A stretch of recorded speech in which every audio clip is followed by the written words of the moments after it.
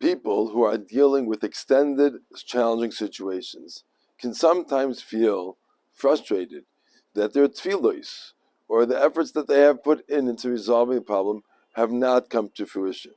What is happening? Why are our tefillos not working? These are thoughts that often occur to people in these situations. Or, as today was a Asar B'Teves, we have been mourning the destruction of the Beis Hamikdash already for centuries. We have tried to do tshuva both individually and as a nation, yet we are still here in Golus.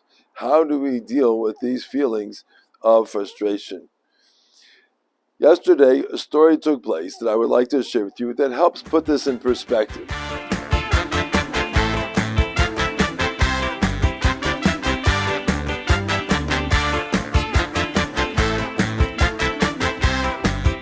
Yesterday, Zevi, a good friend of Simcha Dov's, who had been visiting for a couple of weeks, it was time for him to return to America. His plane left last night at 11:30.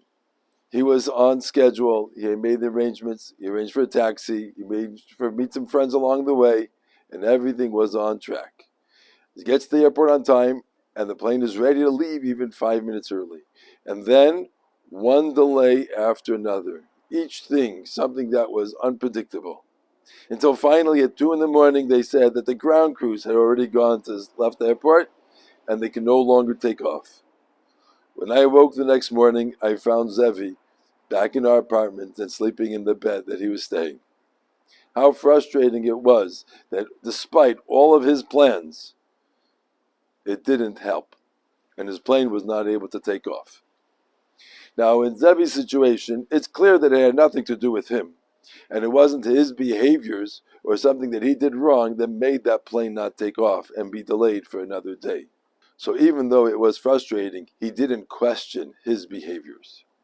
So too we have to remember, in our lives, when we daven, when we do different things in order to bring about refuah or yeshuas or all sorts of things that we ask for, when the answer doesn't happen to be the one that matches our expectations, we have to remember that Hashem has a whole world that He's running, and the ramifications are much greater than just one plane or one situation. And that when we're not getting what we want, it's because there's many other things that are going on. Because Hashem is Melech Haolam. Melech Haolam. We have the opportunity to remind ourselves of this every time we make a bracha. And we say, Baruch Atah Hashem Elokeinu Melech Haolam. And we understand that Hashem is the King of the world. And He's running not only our lives, but the lives of everybody around us, and the world, and the universe as well.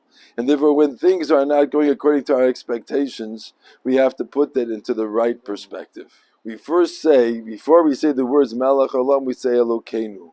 And we understand that Hashem is our God, and that everything that's going on really is for our benefit.